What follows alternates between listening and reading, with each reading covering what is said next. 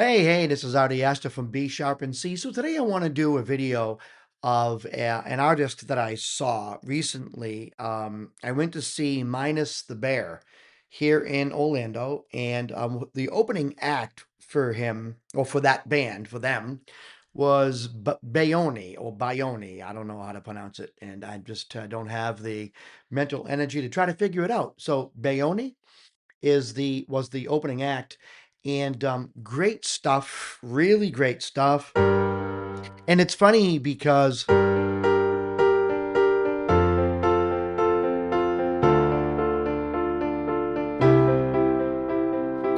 he he does a lot of looping, and you'll see that here. In fact, let me pull it up. I might actually make his screen the big one because you kind of need to see everything that he's doing. It's really something to see. And he's able to do this live. So let me go ahead and see if I can find a way to, let me make him the big one, and then me the small one. Doo-hoo-hoo. I mean, how small should I make myself? Where should I put myself? Down here? Like that? Is that good? You can see his fingers right there, and you can see me. Wow, the B sharp and C is right over me. Well, maybe I should bring that down. Like, no, no, no. Take it easy there, Sputnik. No, bring the B sharp and C down. Oh, yeah. Oh, this is great. Like, I feel right at home here. I'm like living in his piano. Okay, cool. Let's listen to this song. It's a really nice chord progression. I did a little bit of research on it. To me, the main note is G. So you probably be thinking, oh, this is in G minor. Well, yeah, but it's really G Dorian because the six is a sharp. You know, he does the C natural, right? So now you can say this is the key of F, but it has a minor feel. So then you could say, well, D minor, because those have all the notes with the B flat, right? Yes, that would be correct too. But I always like to go by the center note. And when he's done playing, it's the G that I hear. And I like to say, okay, the G is what I hear. That's the central note. So this is G Dorian. And there's no E flat, it's a natural E. That's how I look at it. So I can say to someone, it's in the key of G Dorian. If I say it's in the key of F, then I mean it does change the chord progression sequence. You know, it kind of makes it like well, if it's the key of F, then it would be like a 2-1-5-6. No, 2-1-2-1-6-5. It would be a 2-1-6-5 progression, I think, right? If it's in the key of F. I don't know if that's, but you know what? Let's just play the song because half the people listening right now are like, Artie, I don't really give a crap what it is. Let's listen.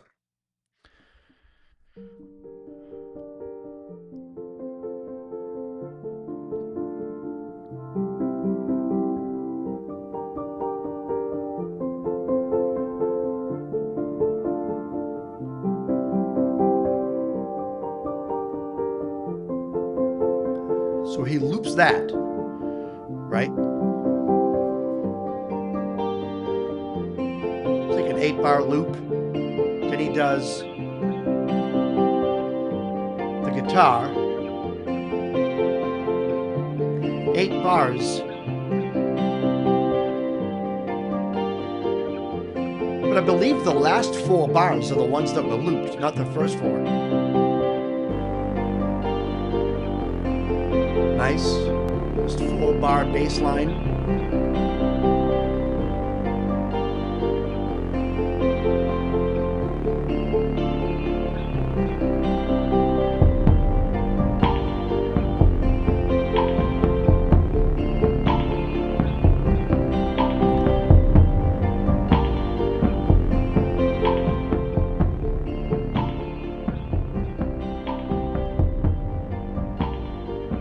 Now, mind you, he does this live.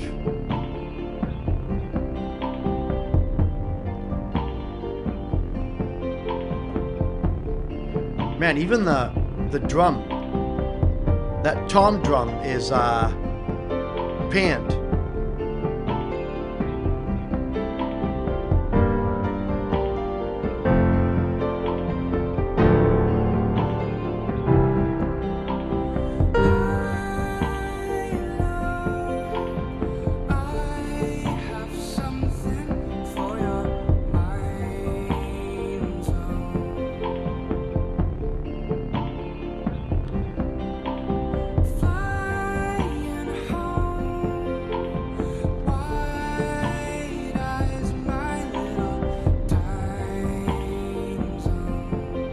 Now it looks like I'm looking at him.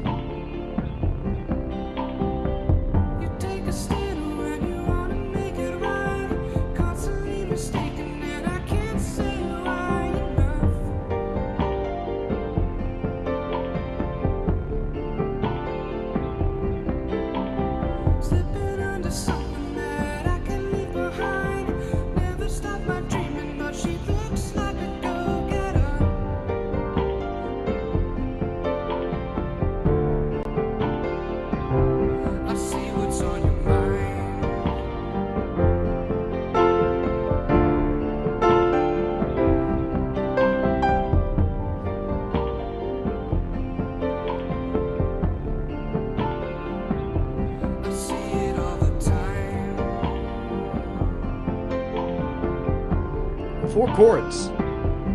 It's just amazing.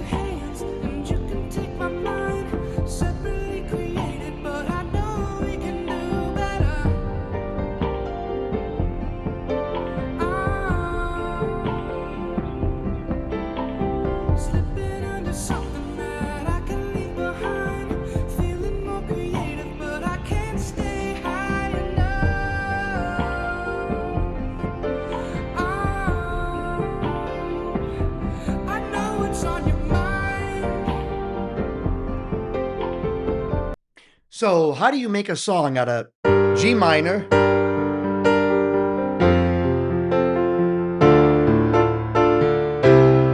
G minor, F, D minor, and C? How do you make a song that's 7 minutes long out of 7.5 minutes long out of that? Well, Bayonne is doing it, and he's doing it. It's kind of ingenious because what he's essentially doing is, though the 7.5 minute song so far has four chords, he takes away the drums, the percussion at one point, and he puts the percussion back in. Don't forget there was a long build up to when he even started singing, and then after a couple lines, he'll play something different on the piano, right? So it's not monotonous. Now the chord changes stay the same, but what he's doing underneath the chord changes changes. if you catch what I'm saying. And something else that he does that I think is just fantastic is the vocal melody and the amount of syllables that he sings varies from one verse to the next, right? And then he'll just kind of sing maybe just a couple of words and then play something on the piano after. So it almost comes across as a chorus. It's something structurally different in the song, even though it's all underneath the same chord changes. Brilliant. Brilliant. This is how you can get a 4 chord progression to play for 7.5 minutes and you don't get tired of it.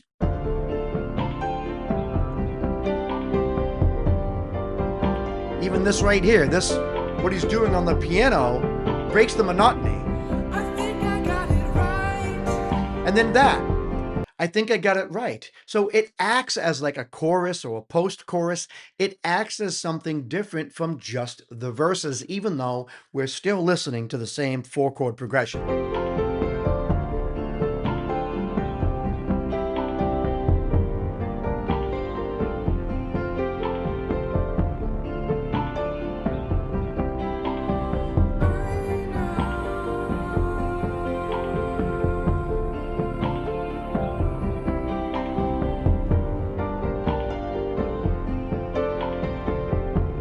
beautiful progression.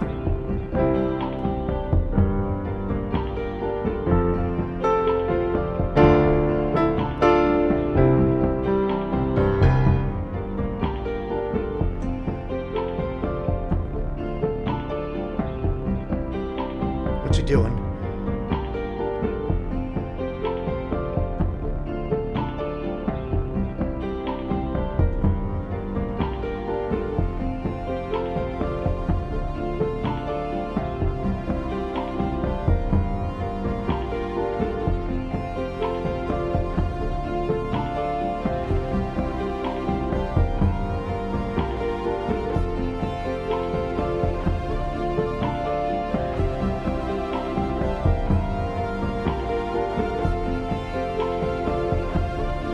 Wish I could see him.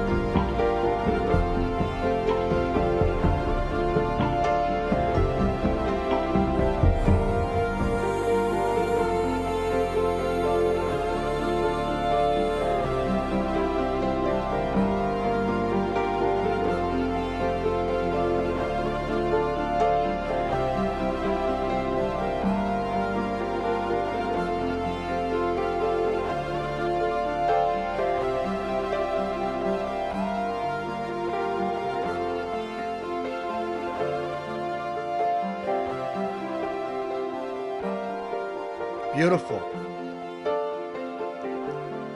Beautiful. And then trail off playing the piano.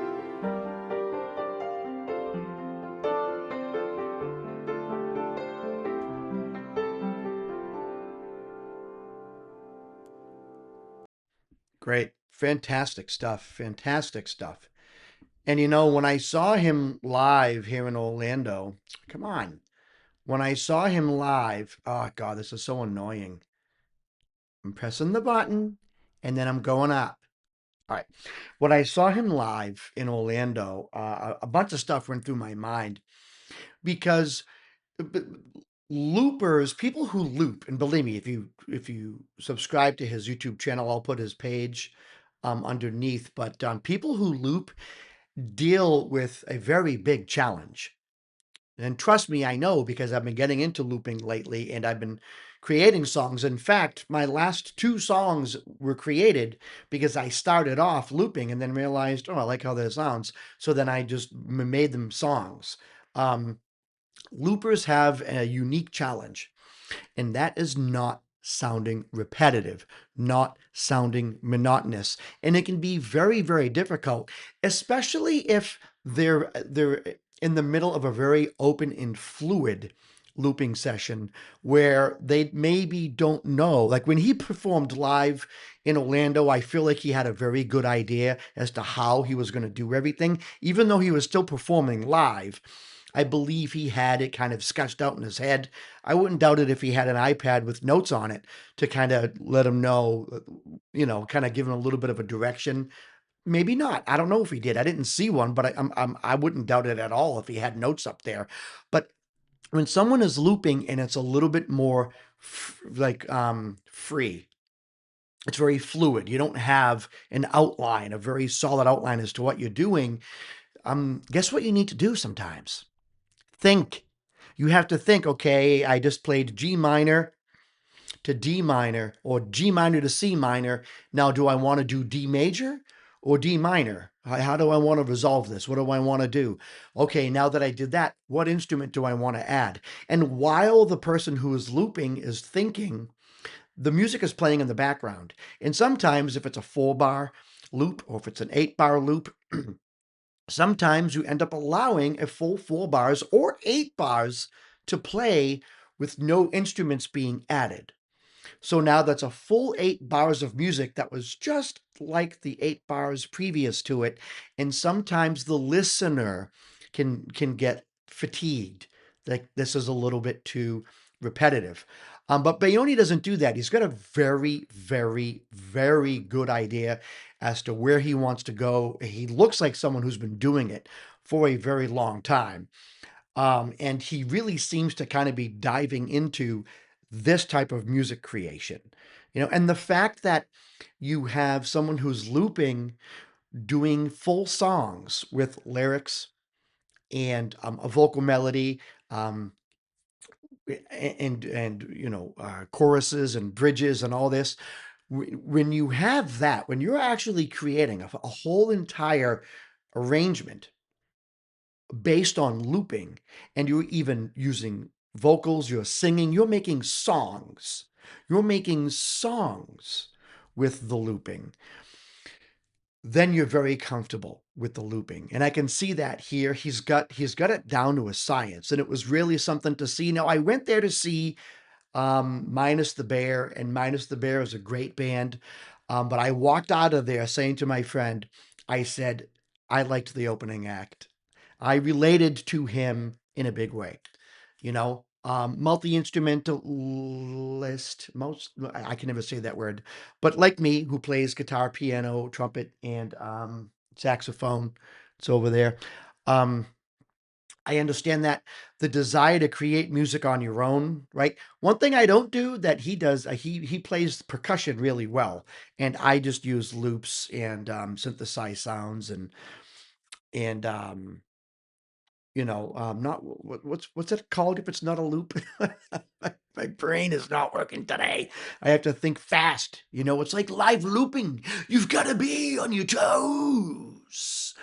Um, Samples. Hmm? There you go. I said it. Samples.